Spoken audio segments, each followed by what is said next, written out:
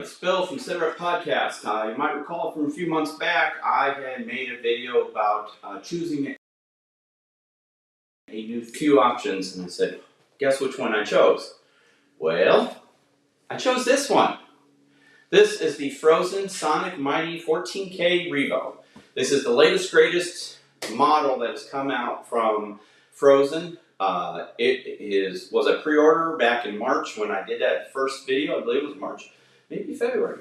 And we've been waiting for it to arrive. It finally arrived about a week or so ago, and now I've had a chance due to travel and I'll broadcast to you guys the official unboxing of the brand new Phrozen Sonic Mighty 14K Revo. This is a resin printer. This has got the latest and greatest updates and all, and we are going to look at it. First of all, obviously the box itself, it's pretty fancy. Usually when you get a 3D printer I've gotten from other companies, it's a cardboard box. You pull out, there's a bunch of styrofoam and stuff. But this one is nicely packaged. But I know you guys don't really care about the packaging. You want to see it into the box. So first of all, we're going to lift up the lid here. Better than you envisioned. Okay. Nicely packaged. It's got compressed foam. Right there. Oh, by the way, we're in our print shop, so we thought this was very apropos to do a unboxing of a 3D printer. I'll slide out this piece. Slide out this piece right here, and we'll slide out this piece. Nicely packaged. I'll pick all this stuff afterwards. Nicely packaged, and I'm going to give you a quick peek. As long as I don't drop it. That's the printer right there. Okay? So I'm going to lay this. John Sarby says, perfect. I got a list of things to test. No problem, John. Send it on my way. Give me a second. I'm going to actually put this box on the floor and pick up the printer and put it on the workbench. So, it is kind of heavy. And it's big. It's big. Gotta get my fingers underneath.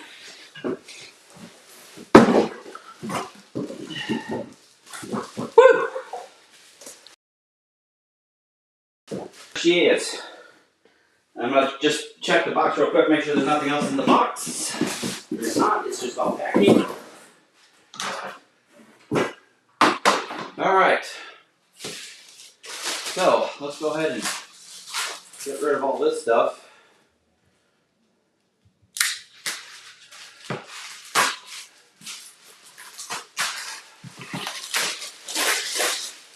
They're very well protected. Might have got more views. Yeah. Might replace Marty falling off the bar stool. I don't think anything can replace Marty falling off the bar stool. That's true. Alright. So we're getting there. Alright, so they got cling wrap, shrink wrap. Oh, yeah,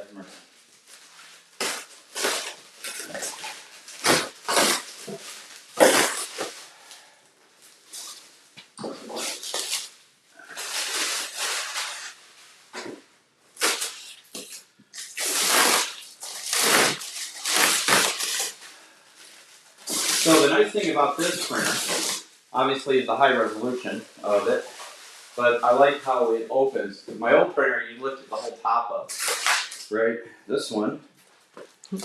And Rasmus says, not only a printer, but a workout in the shop as well. True that. True that. Alright, it does that to open. Ooh. Great. Fancy. So, advantages and disadvantages of that. We're going to talk about the pluses and minuses as we go from initial observations. The first one is, I love how this lid opens. You don't have to worry about putting it somewhere or anything like that. However, it means you can't put it up against the wall, because this has to have clearance, like that. Clearance. Woo! Really got that in there.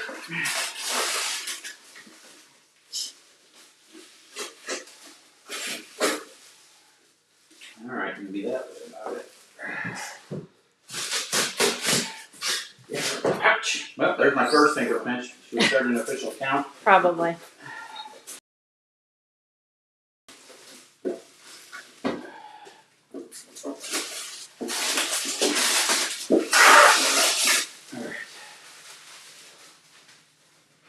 Okay, there's that.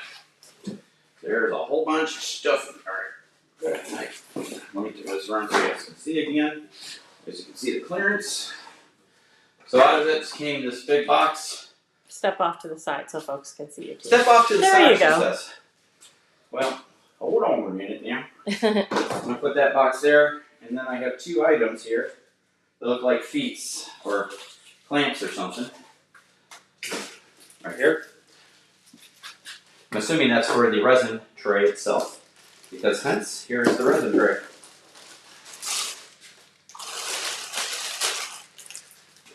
I believe it's a 10, almost a printing surface. Replaceable, obviously, by the screws. You can get new membranes. We're going to set that right there. And the screen is an easy replace too. If you ever get to the point where you have to replace the LED screen, it is replaceable as well. Just a couple screws and then a plug, and it comes right out. All right, we've got the basic here. I'm going to take these out because these are actually for the resin tray. It has a built-in exhaust filtration system. It has a built-in light. I think this one has a camera too, so you can monitor it remotely. It has heating to keep your resin at the ideal temperature, because as resin gets colder, it doesn't print as well.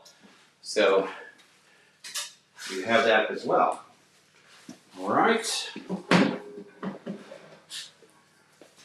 So I'm just gonna put this in. I'm not gonna screw them all the way down yet, because I have to do any adjustments on the screen. Easy cheesy peasy. Now supposedly this also is an auto leveling plate. We shall see. I'm gonna open up the box here. Thank you for your order. Well, thank you, Phrozen. So, if anybody's wondering, at time of purchase, this, Dawn, cover your ears. Too late. The retail purchase of this printer was $999. I'm assuming it'll come down shortly. Which roughly equates to at least 4 more boxes of Magic cards. Right. And or 6-ish Lorcanas. Right. Sure. So you have a warranty card, registration card, hex wrench, size chart, which is nice because you always stop the guessing, and you can go to Picks Up and download your first model for free. So I'm assuming Picks Up's up. And then we have a state-of-the-art 3D printed Cheeto Box card as well. Cheeto Box is the slicer software that printers use. It's one of the options out there, but that's what it seems that they use. So you can actually get your first model from Picks Up and then use Cheeto Box to print it. Okay, what else do we got in here? We've got, it's like sandpaper. We got sandpaper. I don't know what the sandpaper's for, to be honest with you. I'll have to look at that, and then it's like a couple stickers. All right. And then underneath the mystery foam, we have the famous scraper and a plastic scraper, so you don't damage your screen. This one is for removing off the bed. This one is getting anything that may be stuck to your resin bag. You don't want to use anything that's sharp on that. And then I have a thumb drive. I'm assuming the slicer software and any drivers are on here. And then we have some Allen wrenches, hex wrenches. All right, so we'll go underneath. John Sorby says, I sort of got the go-ahead to get a printer, but I need to sort out the junk room and make a hobby room before I can. Well, as you see, we're in the process of converting our garage into a print shop. I don't know, can they see the presses over here, love? One of them. So we have 2 heat presses over here. We have a mug press over here. We have a couple printers, and we're looking at some other printers as well. So we're going to be able to offer transfers, whether you order the transfers and you put on whatever shirt you want yourself, or we can do it. We're going to be a full-service custom design shirt, mugs, whatnots. So, Tuffy's in the house. Hey, Tuffy. Tuffy, your mug should be coming to you shortly. I'm getting the shipping set up with our business, so I'll get your mug pressed and it'll be on its way. Also, I might send you an extra little gift. Just saying. All right. Well, we have 2 different power cords. We have an American power cord, and we have God only knows what power cord. Is this British, English, overseas Looks like somewhere? Somewhere over yonder. That's nice that they do that, though. It is very nice. And then also, I'm having trouble getting it out. I have some gloves and have a little funnel. I'm assuming that's to return any unused resin to your container. And then last but not least, looks like I have a doorbell. I know, it sounds weird. I don't know what this is yet, so. Oh, this was the air filter, I I believe. was going to say, a doorbell would be a weird thing to have with a 3D printer. Air purifier. So this plugs in, I believe right there. There's a USB port right there. And I believe this plugs in there. And it's an actual air purifier to help with the resin smell. Which is it's again, pretty. That's pretty awesome if it really helps. Yep. Because Lord knows that stinks. It does. Remember when we had it in the other hobby room? Mm-hmm. Now, let me see if there's anything else underneath. I don't think, well, I don't know. Maybe not. No, that's all glued together. It's a nice foam though. But that's it. So, I thought there was a camera. Where's the instructions? Oh, shit. They're on a computer. Okay. That's alright. So, let's plug it in and turn it on and see what the screen looks like, shall we? I guess I need a power cord. Kind of helps. So the nice thing is, then you know this is 110 to 220. So it can be used in the United States where we have 110, or over in Europe, UK, where they're at 220. Just by changing the cord. So it has a power regulator inside of it. Goes in the back. And Tuffy says you will need to make sure that the filter has the plastic inside the charcoal filters has been removed. That's a good tip. yes, boss. I'm going to grab that as it powers up. Ooh, full color screen. Sweet. That was an extra $300. You're funny. Okay, it definitely is a USB, but I'm trying to figure out how does it plug in just like that? There's a power button on the front. Well, let's see what. That's a power button. There's a little fan right here. I don't see how it. Alright, I'm not gonna try and pry that apart till I look at the instructions, but. I was going to say, at the risk of sounding like a mom, how about we wait on the instructions? There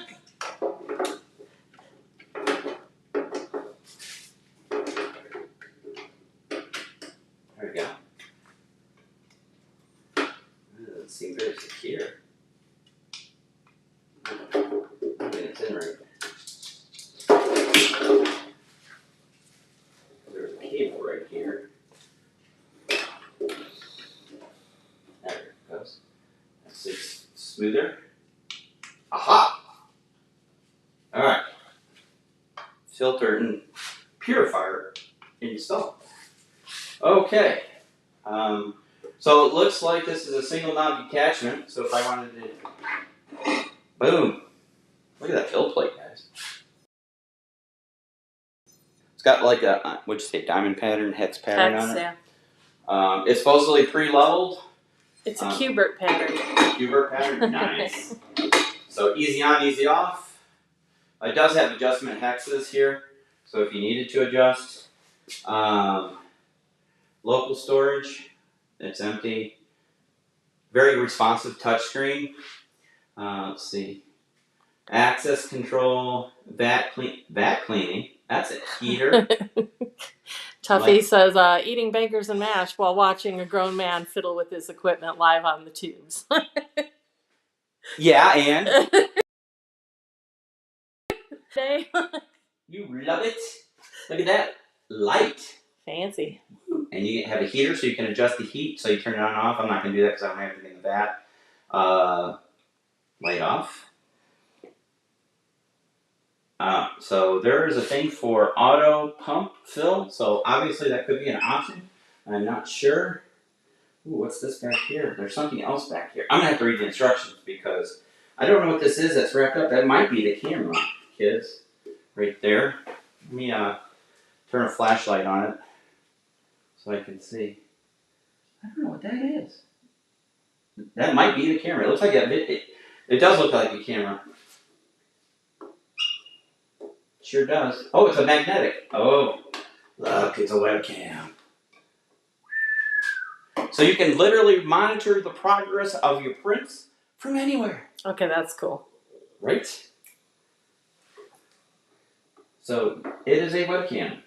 So you can be somewhere else watching an absolute train wreck happen and be no yelling at what are you supposed to do? Can you control it? Would I do that? If anybody knows me, yeah, they know I would be like having a meltdown. So yes, you have a webcam to monitor your progress. That's freaking sweet. that was an extra 100. Yeah. Obviously, we can set up network, hardware testing, system, remote control, because you can literally do remote control. So I use my phone. Well, let's do it. We're on camera. Why not? Go to the camera. See if I can get the John says, Dawn, we had the same thought regarding the camera. Yeah, see? So it's an app called Phrozen Go.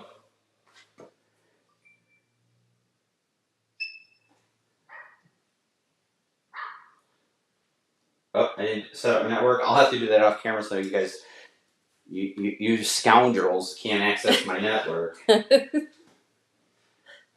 Scoundrels. That's strong. Right.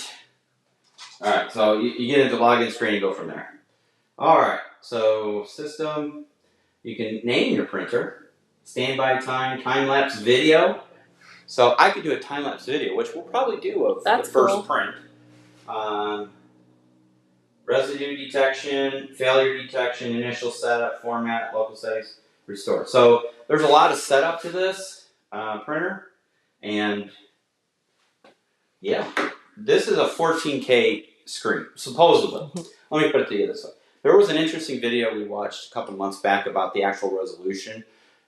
First of all, the eye can't see over, I think it's 8K, truly. Anything over 8K, your eye can't decipher any more detail.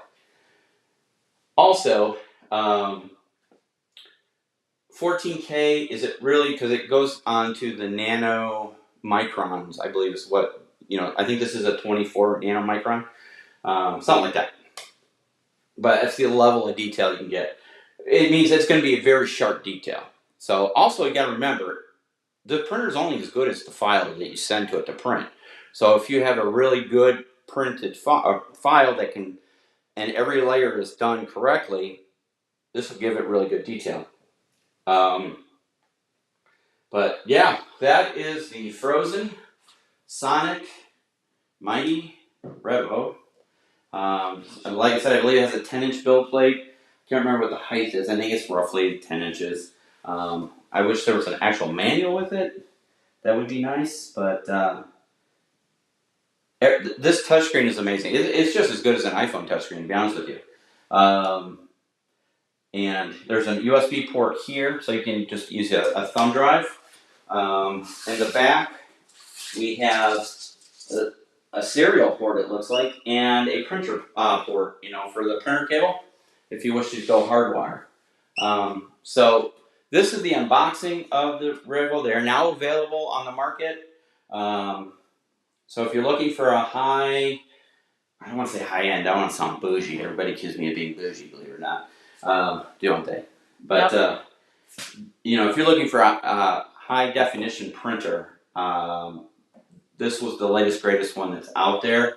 I've had ones from a couple other companies, and they've done well. Actually, my favorite resin printer was the one that used to be by QIDI. It was an industrial print. I mean, that's the one we print all the Zulus and British guys for Rourke's Drift, and it did an amazing job. Huge build plate, much bigger than this one actually.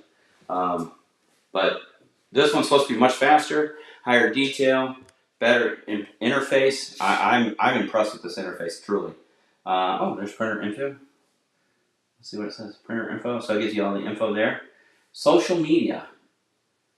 Official website, Facebook, YouTube, Instagram. So all their links are there. And then there's a log. So, okay. So you have that. You have settings. Like I said, this is really impressive. Like I said, we can go in there and set up a Wi-Fi network. So I'm just got to wait for the Wi-Fi. Ooh, come back. Look for my Wi-Fi and then go from there. So part 2 of this video will actually be the setup and the initial print. And we'll bring that to you. That one probably won't be live, obviously, because it's got some stuff to do. And I don't think you want to sit here for hours watching something print. I'll try and do the time-lapse video with the camera so we can see the camera quality. I just think it's cool. You got air purifier, heater, camera, lights, you know, all that cool stuff. Right? Look at that. Isn't that cool? I know, simple things. Gadgets. Bill loves his gadgets. I love gadgets, but that is sweet, man. Okay. Also, they recommend a unique type of resin. Let me grab it. It's called Aqua Hyperfine. I got the blue one. There's different colors, but this one is supposedly, obviously, formalized for this printer. But you can probably use other ones, but there's that one. Tuffy says Wi-Fi code. I like bigger scale. No. Just think of all the Legion Imperial's epic scale stuff I can print on this thing, right? Or, you know, actually, one of the things I'm definitely looking forward to printing on this is STL files from in-country. They have STL files for some of their minis, and we're going to see how they look when we print them at home versus buying them conventional. Because that's another thing we have to do is we have there are 2 games. We have Blackout and then their other game, their modern one. So we're going to look at those. But guys, again, this is the